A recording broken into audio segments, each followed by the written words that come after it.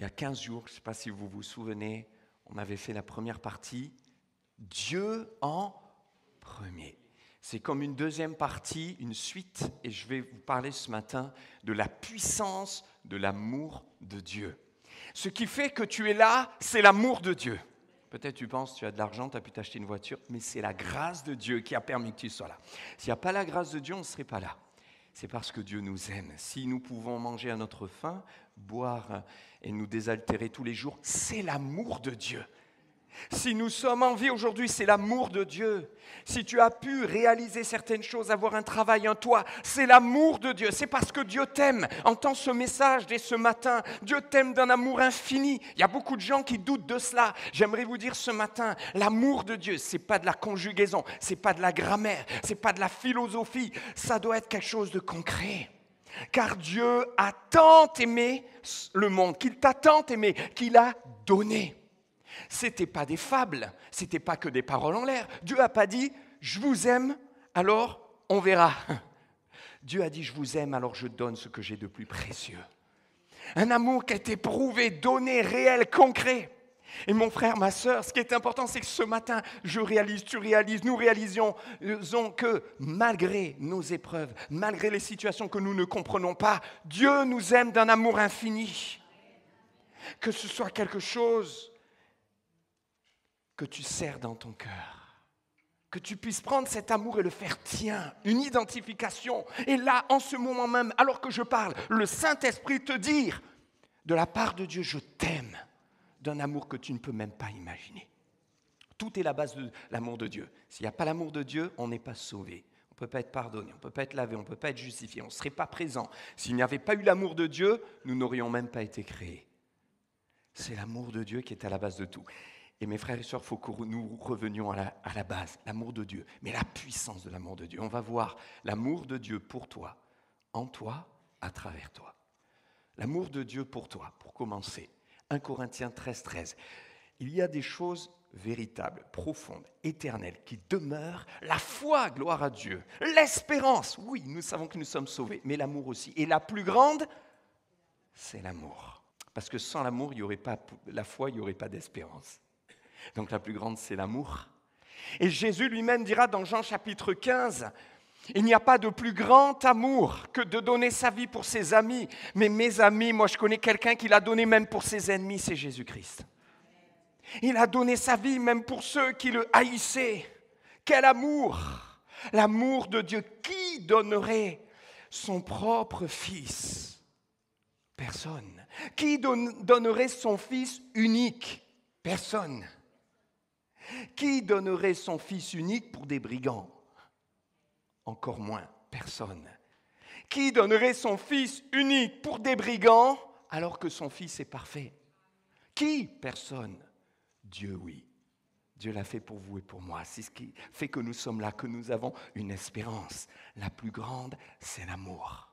Éphésiens 3, 17, 20, il veut que Christ habite dans nos cœurs par la foi, afin qu'étant enracinés, fondés dans l'amour. Dieu ne veut pas que nous regardions de loin l'amour de Dieu, d'une manière abstraite, que ce soit superficiel. Non, mais il veut que nous soyons enracinés dans l'amour de Dieu, fondés dans l'amour de Dieu. Il est bon que nous revenions aux bases, mon frère, ma sœur, et que nous soyons enracinés dans son amour. Ça veut dire quoi enracinés? Il y a des racines profondes. Alors il y a du vent. Les branches sont ballottées, mais je suis enraciné, je ne tombe pas. Je ne remets pas en question l'amour de Dieu. Je ne doute pas une seule seconde, car je suis enraciné dans son amour. Et j'ai compris que toutes les racines de ma foi, de ma vie chrétienne, sont basées sur son amour. Fondées sur son amour. Un roc solide qui ne tremble pas, qui ne fléchit pas, qui n'est pas détruit. Vous avez des tremblements de terre, on voit des choses terribles en ce moment. Des inondations, des maisons qui tombent, des immeubles, des gratte-ciels qui s'effondrent. Mais quand nous sommes fondés dans l'amour de Dieu, malgré l'épreuve, on reste debout. Et David dira, eux ils plient, ils tombent, ceux qui se confient sur leurs capacités, leurs compétences, leurs richesses, leur savoir, leurs connaissances. Mais nous tenons ferme et nous restons debout. Alléluia. Tiens ferme et reste debout. Comment? Pas par tes propres forces, mais en étant enracinés et fondés dans l'amour. Pourquoi? Afin que nous puissions comprendre quelle est la largeur, la longueur, la profondeur et la hauteur et connaître l'amour de Christ. Beaucoup de chrétiens sont dans la foi, ils sont chrétiens, ils sont sauvés, mais malheureux. Parce qu'ils ne connaissent pas et ils n'ont pas encore compris les dimensions de l'amour de Christ. Largeur, longueur, hauteur, profondeur. Certains sont sauvés, mais continuent à lutter, voire souvent à tomber face au défi du péché, au combat du péché. Mais ils sont sauvés, ils aiment Jésus, ils s'accrochent, mais c'est dur, ils galèrent, parce qu'ils n'ont pas encore compris et saisi la puissance de l'amour de Dieu dans toutes ses dimensions. La largeur. Mon frère, je voudrais parler à ton cœur ce matin. Ma sœur, le Saint-Esprit veut parler à ton cœur. La largeur de Christ. Comprendre la largeur de Christ, c'est quoi ? La largeur de Christ, c'est les bras de Christ qui se sont étendus et qui ont enveloppé toute l'humanité. Alors tu ne peux pas être en dehors. Quelle que soit ta nationalité, ta culture, ton passé, quel que soit ce que tu as vécu, les bras de Christ t'enveloppent. Ne dis pas non, il ne peut pas m'aimer moi, il aime les autres, mais moi non. Si Dieu t'aime, c'est la largeur de l'amour de Christ. Je me rappelle d'un jeune homme qui avait été persécuté, qui donnait ce témoignage. Vous savez, vous qui recevez ces revues, portes ouvertes et autres, l'AEP sur les chrétiens persécutés, lisez cela. Si vous ne l'avez pas, abonnez-vous. Vous allez voir, ça va vous faire grandir dans la foi. Ça va vous toucher, vous allez avoir des témoignages bouleversants. Et ce jeune racontait, alors qu'il a été rejeté de son travail, rejeté par ses amis, il avait accepté Christ dans un pays où la religion était extrémiste et opposée à Jésus, rejeté de ses voisins, rejeté de sa famille. Mais il tient bon et il refuse de renier Jésus. Il part, car il n'a plus le droit de rien, même pas de travailler. Il se retrouve dans une famille à l'étranger, une famille qu'il ne connaît pas, mais des chrétiens.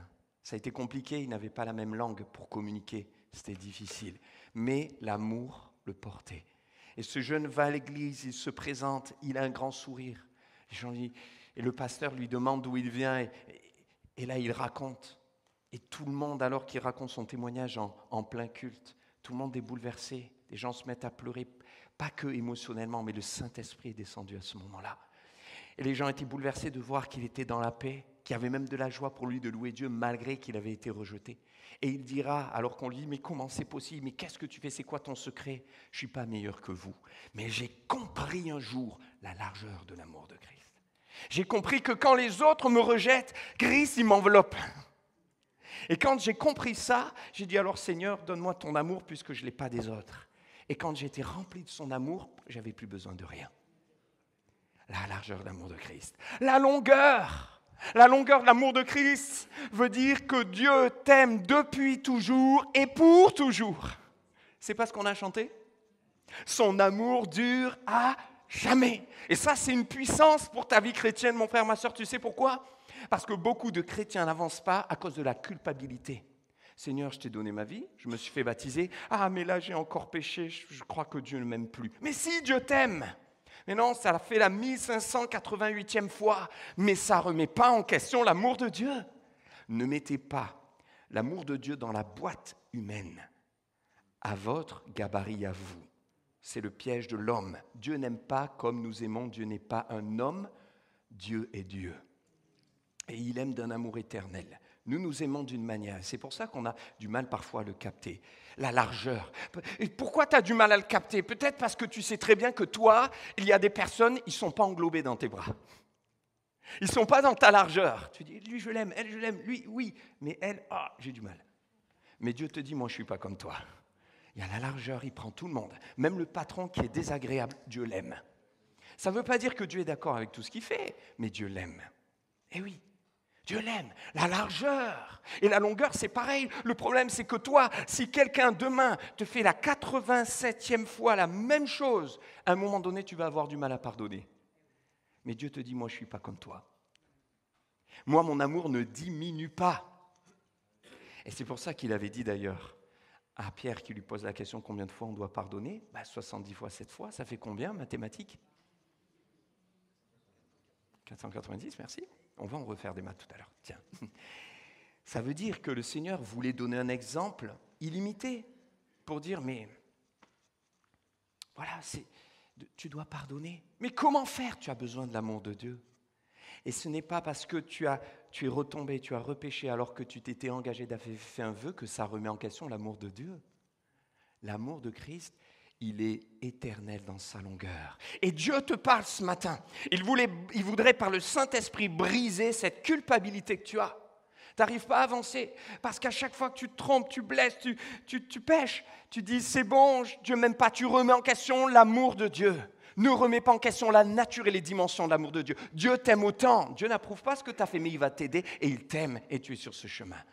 La longueur, la hauteur, la profondeur. C'est que Dieu vient te chercher là où tu es. Au plus profond même des ténèbres, n'est-ce pas? C'est ça l'amour de Dieu, hein? Il est allé si profond pour me chercher. Peut-être quelqu'un dira, moi j'étais pécheur, mais pas trop, c'est pas trop profond. Peut-être tu as besoin juste d'une révélation de ton péché, de qui tu es. Car nous sommes tous pécheurs et privés de la gloire de Dieu. Le Seigneur a aimé. Tu dis, mais quand c'est très, très, très, très profond, aussi profond que les ténèbres, la noirceur, Dieu peut-il autant aimer? Dieu te dit, oui, regarde, j'ai aimé Moïse. J'ai appelé Moïse. Mais quand Dieu a appelé Moïse, Moïse était un meurtrier. Dieu a aimé Saul de Tarse et Jésus l'a rencontré. Saul de Tarse était un meurtrier. Carré, oui, criminel, parce qu'il a prouvé le meurtre, même celui d'Étienne.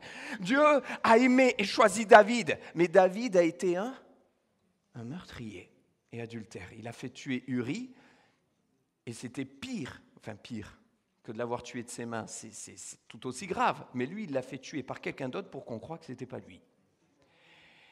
Mais Dieu l'aimait, et vous savez quoi, quand David l'a fait, Dieu le connaissait déjà. David le connaissait, il était déjà un roi, il avait une communion avec Dieu, la longueur de l'amour de Dieu. Si David n'y avait pas cru, il n'aurait jamais pu se pardonner ce qu'il a fait. Adultère, meurtre avec préméditation.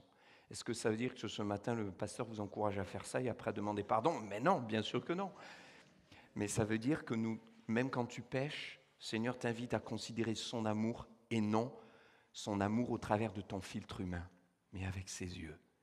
Et tu vois, la profondeur, Dieu est allé chercher Moïse dans les profondeurs de son mal-être, de son combat d'identité, de sa souffrance, de son péché. Dieu est allé chercher dans les profondeurs de son péché David, et il en a fait le plus grand roi d'Israël. Il est allé chercher Moïse, le grand pécheur, le meurtrier, et il en a fait le grand libérateur. Il est allé chercher Saul de Tarse, le persécuteur, il en a fait le plus grand prédicateur. Alors pourquoi tu doutes pour toi? La profondeur et la hauteur de l'amour de Dieu. Sa hauteur nous dépasse. C'est pas un amour au ras les pâquerettes. C'est pas un amour au rabais. C'est un amour exigeant parce qu'il t'aime vraiment. Quand vous aimez vos enfants, vous êtes exigeant, pas méchant, mais il y a une exigence. Vous êtes exigeant, vous ne les laissez pas cracher sur les gens. Vous ne les laissez pas jeter des pierres aux voisins parce que vous les aimez. Et si tu dis non, je l'aime trop, il faut le laisser faire, il ne faut rien dire aux enfants, tu ne l'aimes pas. Aimer, c'est savoir dire non. Eh bien, Dieu est exigeant et l'amour de Dieu, il est juste, il est saint, il est pur. Il nous conduit dans la progression parce que c'est un amour haut, pas au rabais. Et nous voulons que cet amour nous soit communiqué. Oui, vous le voulez? Moi, c'est ce que je veux. On peut se poser la question, est-ce que j'aime les autres de cette manière-là? Et c'est ce qui prouvera que l'amour de Christ est dans mon cœur. Ah, moi, quand Timéo était tout petit, j'en profite, il n'est pas là. Et s'il écoute le message, après il va me dire, papa, tu ne m'as pas demandé avant. Mais c'est pas grave. Il était tout petit, Iloé, un peu plus grande. Je me rappelle, on avait un jeu avant de se coucher. Et ça nous arrive encore. C'était je t'aime, moi je t'aime plus que toi. Non, c'est moi. Après c'était, mais moi je t'aime comme la terre. Alors moi je dis, moi je t'aime comme les planètes. Il me dit, moi je t'aime comme l'univers. C'était à celui qui gagne. Hein. On était sur un ring. Et je dis, moi je t'aime jusqu'au ciel. Et moi il me regarde, et là il m'a mis un KO. Je ne me suis jamais relevé. Il a gagné pour l'éternité. Il m'a dit, moi je t'aime jusqu'à Jésus. Et là j'ai dit, bon, t'as gagné. Et c'est devenu notre petit mot entre nous, JTJJ, je t'aime jusqu'à Jésus, ça veut dire il n'y a pas plus haut. Est-ce que nous sommes prêts à nous laisser remplir de l'amour de Dieu? Vous êtes prêts? L'amour de Dieu, il a été en action. Dieu prouve son amour envers nous. Parce que lorsque nous étions encore pécheurs, Christ est mort pour nous. Il s'est donné Messieurs, si vous dites à votre épouse « je t'aime », que ça ne soit pas que des mots. Mais il faut le manifester avec de l'affection, n'est-ce pas? L'amour de Dieu. Et mesdames, pareil, je t'aime, eh bien, il faut qu'il y ait l'affection derrière. Un amour qui se prouve. Tiens, on va faire de la conjugaison. La conjugaison, mais selon Dieu. Vous aimez la conjugaison? Non? Et la conjugaison selon Dieu? Oui, c'est bien. Mais aimez les deux quand même, hein. Ça peut aider, ça peut servir. Par exemple, Matthieu 6,33, on revient, et là il y a quelqu'un qui va dire, mais qu'est-ce qu'il fait le pasteur? Il nous parle de l'amour, d'accord, les dimensions de l'amour, et là il nous dit, cherchez premièrement le royaume et la justice de Dieu, on revient en arrière. Non, il y a un lien, on va voir. Cherchez, c'est quoi? C'est quel mode ça? Conjugaison. C'est l'impératif. Le Seigneur ne dit pas, peut-être il serait bon que, éventuellement, ou c'est une option, le chrétien peut être amené à un moment donné à chercher. Non, cherchez le royaume et la justice de Dieu, premièrement. Ce n'est pas une option. Il dit, ne vous inquiétez de rien, ce n'est pas une option. Pourquoi? C'est un impératif. Parce que quelqu'un va dire, ah mais là ça ne me plaît plus. On me dit que Dieu m'aime, ça me plaît. Mais quand Dieu me donne des ordres, ça me plaît moins. Est-ce que Dieu m'aime vraiment quand il me donne des ordres? Dieu nous aime. Il nous aime depuis toujours et pour toujours. À chaque moment, depuis toujours et pour toujours, c'est sa longueur. Regardez, les parents. Je parlais, c'était hier, pendant la braderie, à un couple qui va avoir un enfant. Et ils étaient là, ils se baladaient. Je dis, alors vous avez trouvé? Ah oui, tout est pour notre future petite. Braqué sur la petite. Elle n'est pas encore là. Elle n'est pas encore née. Elle est dans le ventre, elle est vivante, elle existe, mais elle n'est pas encore née. Mais avant même que l'enfant naisse, on l'aime, n'est-ce pas? Alors on prépare tout pour que lorsqu'il arrive, tout soit prêt. C'est ce que Dieu a fait, hein. Il a préparé la terre, le jardin, il a tout créé et ensuite nous sommes venus. Moi je me rappelle quand Marilyn était enceinte, alors c'était Diloé, quand parfois elle me disait, elle bouge. C'était la première fois que j'allais être papa. Et les papas, quand c'est la première fois, vous allez confirmer, j'espère, on est là, elle bouge, parce qu'elle ressent tout. Hein? Donc, ah là, elle est là. Et je cherchais. Elle me dit, si, elle bouge beaucoup. Donc, elle me dit, ah, là, elle a le pied. Et je mettais ma main. Au moment où je mettais ma main, plus rien. Oh, moi, j'étais frustré, là. Je dis, mais qu'est-ce qui se passe? Hop, elle rebouge, je mets ma main, elle arrête. Je dis, ben vas-y, mets ta main. Elle met sa main, et puis hop, on voyait la bosse. Je mets la mienne, elle s'arrête. Bon, et vous savez quoi? Il m'a fallu du temps. Bon, il y a un lien, on le sait, viscéral, et c'est particulier, avec le cordon ombilical entre la maman et l'enfant. Elle ressent, voilà. Et il a fallu du temps. Mais au bout de quelques semaines, ça y est, elle laissait son pied. Je sais plus, il fallait un peu plus de temps, n'est-ce pas? Ouais.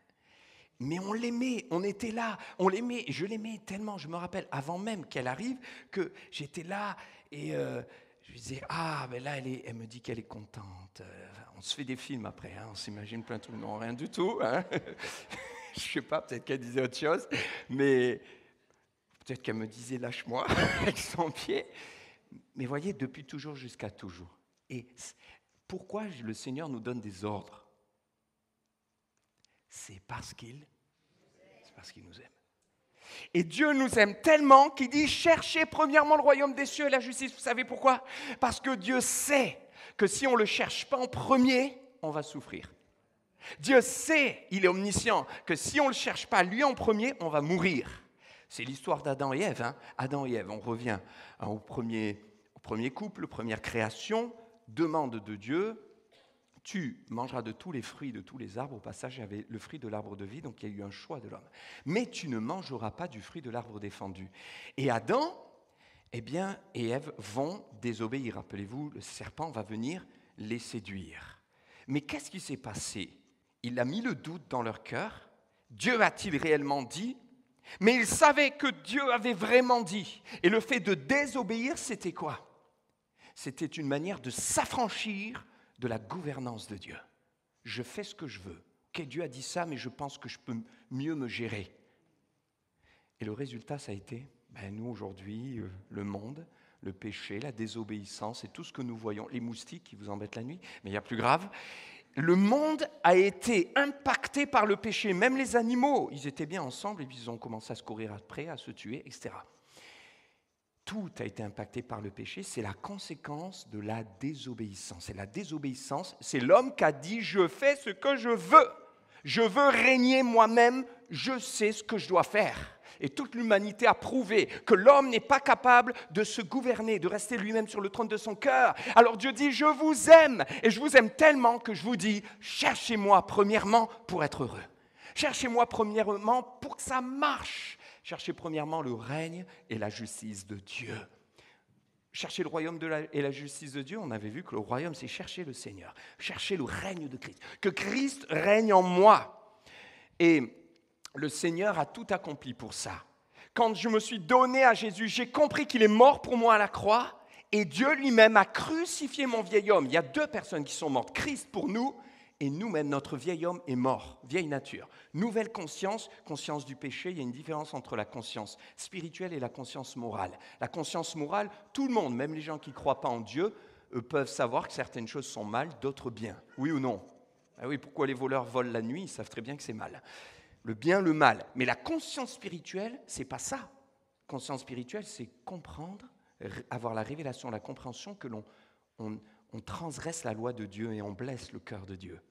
C'est pas pareil. Quand le fils cadet de la parabole du père qui avait 2 fils est parti en claquant la porte, il est parti, il a pris l'argent, l'héritage et il a dilapidé, il a gaspillé tous les biens, il avait vécu parmi les prostituées et il avait faim à un moment donné, il n'y avait plus rien, il y avait la famine, il voulait même manger la nourriture des cochons, mais étant entré en lui-même, il se dit, combien d'ouvriers ont du pain en abondance dans la maison de mon père, j'irai vers lui. Et je dirai, qu'est-ce qu'il s'est dit? Il ne s'est pas dit, je dirai à mon père, papa, vraiment je te demande pardon, j'ai manqué de respect envers toi quand je suis parti. Non. Il a dit, j'irai vers mon père et je lui dirai, Père, j'ai péché un contre le ciel en premier et ensuite contre toi. Il avait compris qu'il avait d'abord péché contre Dieu, ça c'est la conscience spirituelle. Dieu crucifie ma vieille nature. Mon vieil homme a été crucifié. Tous ceux qui sont chrétiens, enfants de Dieu, là, votre vieil homme a été crucifié. C'est un fait divin. Dieu l'a fait au moment de votre conversion. Dieu le fait maintenant si vous vous convertissez. Mais ensuite, vous devez marcher en nouveauté de vie. Vous allez dire, mais comment ça se fait que je lutte encore contre le péché, etc., des combats, des difficultés? Je ne comprends pas. Eh bien, parce qu'après, c'est la chair. Pas le vieil homme, c'est la chair. Et il y a un combat contre la chair, Romains chapitre 8. Marchez selon l'esprit et vous n'accomplirez pas les désirs de la chair. Et Paul dit, j'ai crucifié la chair avec ses passions, ses désirs. Donc, Dieu a crucifié le vieil homme. Pourquoi? Parce que c'est Dieu qui peut le faire. Tu ne peux pas te crucifier toi-même. Comment tu fais? Tu cloues une main et puis après l'autre. Qui c'est qui le fait? C'est Dieu qui le fait. Par contre, ta chair, c'est à toi de dominer sur elle. Et quand Paul dit « j'ai crucifié », c'est une manière de dire « tous les jours, je marche par l'esprit pour que ma chair soit annihilée, anéantie ». Pourquoi?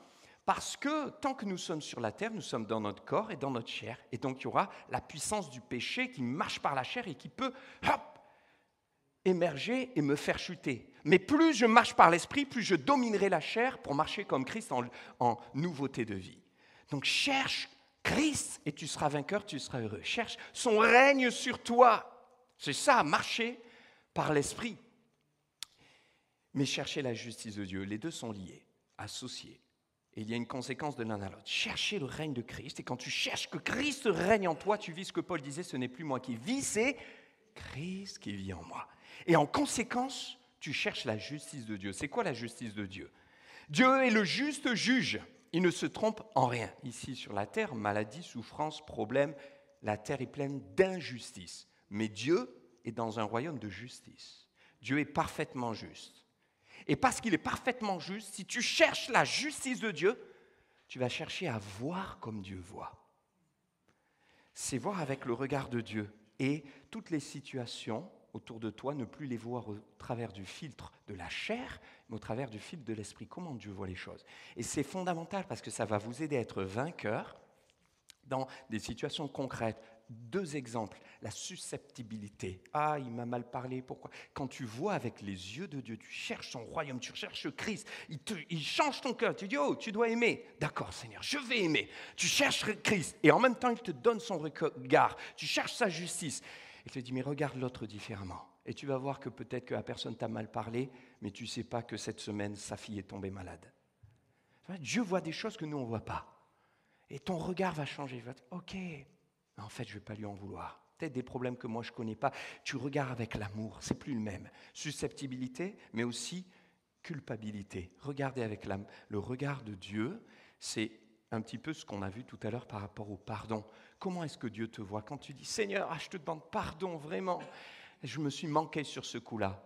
Et Seigneur te dit, je te pardonne. Car si vous marchez dans la lumière comme lui-même est lumière, alors le sang précieux de Jésus vous purifie de tout péché. 1 Jean 1,7. C'est la vérité. Donc quand tu demandes pardon, Dieu te pardonne. Et tu vas sortir de la culpabilité si tu cherches son royaume, tu règnes en moi, mais aussi sa justice. Quel est ton regard, toi, Seigneur, sur ce que je viens de faire? Mon regard, c'est que si tu m'as demandé pardon, je t'ai pardonné. Ce qui fait que quand vous dites la 3e fois, Seigneur, pardonne-moi pour ce que j'ai fait, le Seigneur dit, je t'ai déjà pardonné. Oui, mais pardonne-moi parce que je me culpabilise. Pardonne-moi quoi? Pardonne-moi ça. Mais quoi ça? Mais ça, là, ce que j'ai fait hier. Mais qu'est-ce que tu as fait hier? Mais tu te rappelles plus, Seigneur? Non, j'ai déjà oublié puisque tu as demandé pardon, j'ai effacé. Psaume 100, autant l'Occident est éloigné de l'Orient, autant il éloigne de nous nos transgressions. Il les jette au fond de la mer et il ne s'en souvient plus. Le regard de Dieu, c'est de comprendre que quand il te pardonne, il te pardonne. Et ça, c'est la clé de la foi. Je crois. Ce n'est pas parce que je ressens, c'est pas parce que je me culpabilise au nom de Jésus. Par le Saint-Esprit, je prends la victoire. Et je refuse de me culpabiliser. Dieu a dit qu'il me pardonne, il me pardonne. Et je vais de l'avant. Parce que si tu n'y crois pas, eh ben, tu vas tourner en rond et tu t'en sortiras pas et tu ne grandiras pas spirituellement. Cherchez premièrement. Parce que Dieu veut nous éviter l'échec. Ouais. Et parce qu'il nous aime tellement, ça c'est l'amour de Dieu pour nous. L'amour de Dieu en toi maintenant. Dieu nous aime tellement qu'il ne nous demandera jamais de faire quelque chose que nous ne pouvons pas. Dieu n'est pas un maître d'œuvre qui invite des ouvriers en disant, voilà, j'ai tout préparé de ce qu'il vous faut, construisez maintenant la maison. Et vous vous retournez et vous voyez des morceaux de bois. Vous voyez la petite pelle en plastique du petit voisin. Et vous dites, comment on va construire la maison? Vous avez tout ce qu'il vous faut. Non. Quand Dieu vous demande quelque chose, il vous donne les moyens d'y arriver. Or, qu'est-ce que le Seigneur nous a demandé? C'est quoi le premier commandement? La première chose. Tu aimeras le Seigneur ton Dieu de tout ton cœur, de toute ton âme, de toute ta pensée. Dans l'Ancien Testament, le livre du Deutéronome, chapitre 6, toute ta force. Ok. Normal, la force était associée à la pensée, aussi chez les Hébreux. Mais notre capacité nous vient de Dieu, dira Paul aux Corinthiens. Qu'est-ce que ça veut dire? Je vous pose une question. Est-ce que c'est possible d'aimer Dieu de tout son cœur, de toute son âme, de toute sa pensée? Est-ce que c'est possible? Dieu ne nous demande jamais de faire quelque chose qu'on ne peut pas, n'est-ce pas?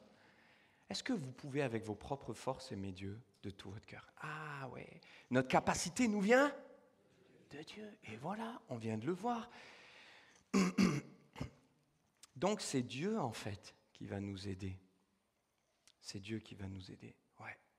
Et le second qui lui est semblable, tu aimeras ton prochain comme toi-même. Ouais, c'est facile, ça? Qui c'est qui va nous aider? C'est Dieu. Il n'y a que Dieu qui peut le faire en nous. Ça, c'est la géométrie selon Dieu. On a vu la conjugaison, on fait de la géométrie. Hein? On est à l'école de Dieu, n'est-ce pas? Voilà. C'est quoi la géométrie selon Dieu? Je prends un exemple. Mon épouse. Tu aimeras ton Dieu de tout ton cœur et ton prochain. Mais le prochain, ça vient du mot proche. Le premier prochain, c'est qui? Eh oui, c'est le conjoint. Mon épouse. Je dois l'aimer comme moi-même. Alors, je prends cet exemple. Après, il y a les enfants, il y a autrui. Pourquoi je donne ces exemples? Parce qu'il y a des gens qui disent, en émouvant le monde entier, moi, la plus grande chose, la première chose dans ma vie, c'est mes enfants. Et tout le monde applaudit. Wow, c'est beau. Mon épouse et mes enfants. Tout le monde est magnifique. Mais j'ose vous dire ce matin, mes frères et sœurs, quand on est chrétien, on n'applaudit pas.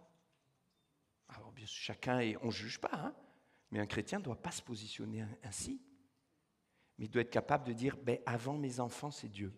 Et là, il y a des gens qui vont dire, ouh là là, mais qu'est-ce que vous osez dire? À votre épouse, mon époux, je t'aime beaucoup, mais j'aime Dieu plus que toi. Oh là là, est-ce qu'elle va être choquée, blessée? Oh là, je te bouge, je te fais la tête. Écoutez-moi bien, mes frères et sœurs, c'est la géométrie selon Dieu. Il faut comprendre ça. Je suis là, je veux aimer l'autre. Il y a une distance, alors je fais mes efforts. Mais la réalité, c'est si je me concentre sur Dieu, plus je l'aime, plus elle se dit, moi aussi je vais aimer Dieu, plus on s'aime tous les deux et on se rapproche. En fait, plus je me laisse remplir de l'amour de Dieu, plus j'aimerai l'autre. Donc votre épouse a tout intérêt à ce que vous aimiez Dieu plus qu'elle, parce que vous l'aimerez encore plus. Eh oui, et vos enfants aussi. Pourquoi? Parce que, et on va le voir là, c'est plus l'amour humain, c'est l'amour de Dieu qui coule dans mon cœur. Eh oui, et c'est pas la même chose. Alors au départ, on était comme ça, et quelqu'un va me dire, oui, mais si elle m'aime moins, il n'y a que moi qui aime Dieu, il n'y a que moi qui cherche Dieu. Mais regarde, tu es plongé dans l'amour de Dieu et tu te rapproches quand même, et tu vas la chercher. Parce que quand on aime l'autre, l'autre va se mettre à nous aimer quand c'est l'amour de Dieu qui coule dans nos cœurs. Eh oui, donc en clair, tu ne peux pas aimer mieux sans aimer d'abord Dieu. Tu veux aimer tes enfants? Super, commence par aimer Dieu en premier. Tu veux aimer ton épouse encore plus? C'est super, commence par aimer Dieu en premier. Plus j'aime Dieu, plus je vais aimer mon épouse. Plus j'aime Dieu, plus je vais aimer mes enfants. Plus j'aime Dieu, plus je vais aimer mon patron. Plus j'aime Dieu, plus je vais aimer autrui. Plus j'aime Dieu, plus je vais aimer les chrétiens. Plus j'aime Dieu, plus je vais aimer ceux qui m'ont fait du mal. Plus j'aime Dieu, plus je vais aimer mon pasteur. Amen. Bon, je passe. Et donc, je reviens, j'en étais où? Je me suis perdu. Je me suis déstabilisé tout seul. Alors, j'en étais où? Non, il y avait quelque chose que je voulais vous montrer d'abord. Non, c'était après. Ok. Tu ne peux pas aimer Dieu, aimer mieux sans aimer Dieu d'abord. Mais tu ne peux pas non plus aimer Dieu sans Dieu. Parce que la première base, c'est aimer Dieu de tout son cœur. Ok. Mais si je l'aime avec mon amour charnel, puisque je reviens à ce que j'ai dit, je suis en Christ, mon vieil homme a été crucifié. D'accord. Mais maintenant, je marche dans ma vie chrétienne. Il y a un combat entre la chair et l'esprit. Mais la première chose qui va venir, c'est l'amour charnel. Eh oui, parce que la première chose qui vient quand, je ne sais pas, vous attendez votre conjoint, vous avez un rendez-vous, il a 5 minutes de retard et il est en train de se préparer. J'ose pas dire que c'est les femmes qui se préparent, des fois c'est pas vrai. Et là, vous êtes aux prises avec la patience. 4 minutes, 5 minutes, surtout vous qui aimez être à l'heure, etc. C'est compliqué, d'accord? Et donc là, vous allez devoir... Quelle est la première chose qui vous vient? Est-ce que la nature humaine fait que... qu'est-ce que j'ai envie de l'aimer? On est en retard. C'est génial. Si elle faisait ça tous les matins, mais je crois que je l'aimerais, mais encore plus, quoi. C'est un amour débordant. Tu peux, chérie, recommencer tous les jours, même 10 minutes de retard, un quart d'heure. Non, la première chose qui vient charnellement, c'est quoi? C'est l'agacement, la colère, l'impatience, c'est de vouloir lui faire un reproche dès qu'elle arrive dans la voiture. Quelle est la première phrase que vous dites? Je vous laisse réfléchir 3 secondes. Mais, vous voyez, là, à ce moment-là, c'est la chair. Donc, on est combat chair-esprit. Qu'est-ce que je fais? Je veux l'amour de Dieu. Donc, il va falloir que j'accepte, je prenne la décision. Seigneur, je suis chrétien, je suis enfant de Dieu, il y a mon épouse, je fais un choix. Là, si je commence à lui faire un reproche, peut-être qu'on en a pour une journée, où on va se bouder, je vais gâcher tout. Et qu'est-ce que toi, tu me demandes? Mais en fait, on se ressent sur Dieu. Seigneur, aide-moi, l'amour de Dieu. Il va vous donner de l'amour pour elle. Et quand elle arrive, tu t'es préparée.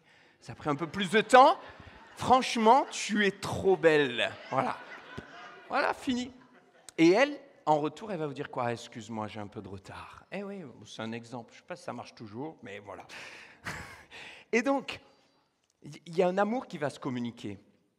Ça va être les vases communicants. Tu ne peux pas aimer Dieu sans Dieu. Tu as besoin de l'amour de Dieu. Ça veut dire que cet amour charnel, mes frères et sœurs, on a tous un amour qui est charnel. Parce qu'au moment où vous voulez faire un reproche au conjoint qui est en retard, vous n'allez pas dire « ça y est, je n'ai plus aucun amour pour elle ». Non, vous l'aimez, mais d'un amour charnel. Ça veut dire un amour passager, éphémère. L'amour de Dieu, on l'a dit, je ne vais pas reprendre la prédication, longueur, largeur, hauteur, profondeur, il est illimité. Ce n'est pas le même. Il faut remplacer l'amour charnel qui va s'agacer rapidement, qui va être éphémère, qui va être égoïste, qui cherche son intérêt, par un amour divin. Et là, je dis, Seigneur, viens me remplir de ton amour. Et ça change tout. Et c'est comme ça que Dieu nous demande de l'aimer. Qui peut aimer Dieu réellement comme Dieu nous demande? Personne. En fait, pour aimer Dieu, j'ai besoin de Dieu. Seigneur, remplis-moi de ton amour. Et plus il me remplit, plus, paf, l'amour charnel est vidé. Et maintenant que je suis rempli de son amour, l'amour de Dieu en moi, je peux l'aimer comme il est digne d'être aimé. Et comme je l'aime avec son amour, il me permet d'aimer les autres avec son amour, avec l'amour de Dieu. Dernière partie. Je crois que je n'ai pas le temps. Mais ce n'est pas grave. On va la garder. Vous voulez bien? Moi, j'appelle l'équipe de louange. Je voudrais qu'on termine vraiment en disant, Seigneur, je veux être puissamment renouvelé dans ton amour. Je veux que ce soit ton amour qui se déverse en moi. Je veux arrêter de fonctionner sur le carburant charnel. Je suis chrétien, mais je vais à la pompe à essence spirituelle chaque semaine. J'ai l'impression de faire le plein tout le temps. Ça se vide trop vite. C'est normal, c'est le carburant charnel. Viens à la pompe du ciel. Et tu te branches là, Dieu. Seigneur, il faut que ce soit ton amour. Un amour désintéressé. Un amour intentionnel. Un amour inconditionnel. L'amour de Dieu pour moi. C'est cet amour-là que je veux aimer l'autre. Et vous savez quoi? C'est comme ça que le Seigneur se sert de nous. Ce sera la troisième partie. Mais en conclusion, je peux vous le dire. Le Seigneur se sert d'hommes et de femmes qui sont remplis de son amour. Et on verra l'exemple de la veuve, l'exemple de l'orphelin, l'exemple magistral que Dieu nous donne. Mon frère, ma sœur, prends la victoire ce matin. Si tu reviens aux bases, tu es saisi par l'amour de Dieu, tu vas repartir comme un aigle. Tu vas persévérer. Est-ce qu'on peut se lever ensemble pour prendre ce chant et terminer? Oh Seigneur, on va tous ensemble élever la voix en disant, Seigneur, remplis-nous de ton amour. Amen, on peut, quelques instants. Seigneur, remplis-nous de ton amour qui est illimité, ton amour qui est éternel, ton amour qui a été prouvé en ce que tu t'es donné pour nous, ton amour qui n'est pas éphémère, ton amour qui se renouvelle pour nos enfants, pour notre conjoint, pour ceux qui nous entourent. Seigneur, nous voulons aimer comme tu aimes. Je te prie de nous unir les uns les autres dans ton amour, dans cette église, Seigneur. Je prie afin qu'il y ait de l'amour les uns pour les autres. Tu enlèves et tu balayes toute scorie, toute difficulté, toute contrariété, toute querelle. Nous voulons nous aimer avec ton amour. Je prie afin que la puissance du pardon soit manifestée. Je prie afin que la puissance des chaînes de la culpabilité soit brisée et que la puissance de l'amour de Dieu nous saisisse. Alléluia.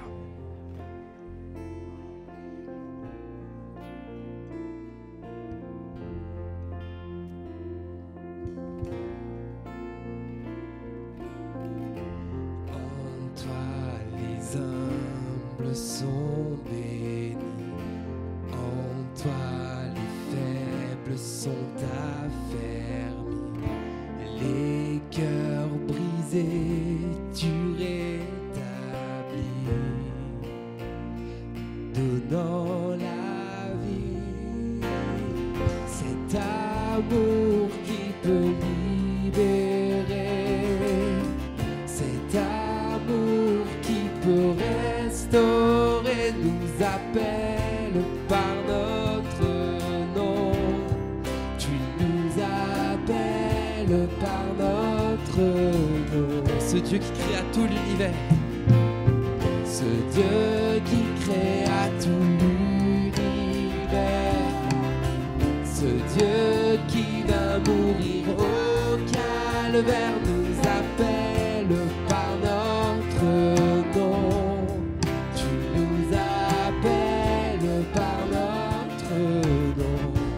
À ceux qui doutent dans la foi, à ceux qui doutent dans la foi, oh chance, tu tends les bras Seigneur, tu les appelles de ta voix, venez à moi. Cet amour qui peut libérer,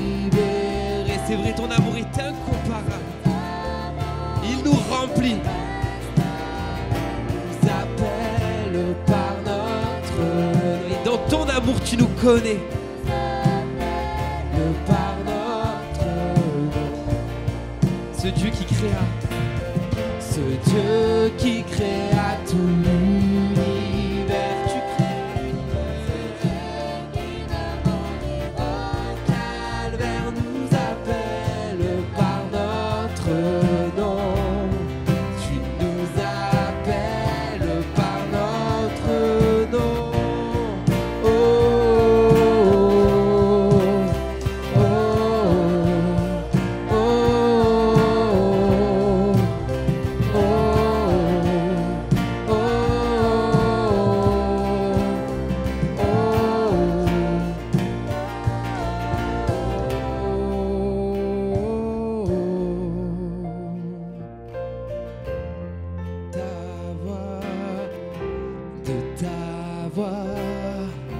tu nous appelles à la croix. De ta voix, tu nous appelles à la croix. De ta voix, tu nous appelles à être remplis par toi. Et on veut venir à toi, Seigneur mon Dieu, en ton amour. De ta voix, tu nous appelles à la croix.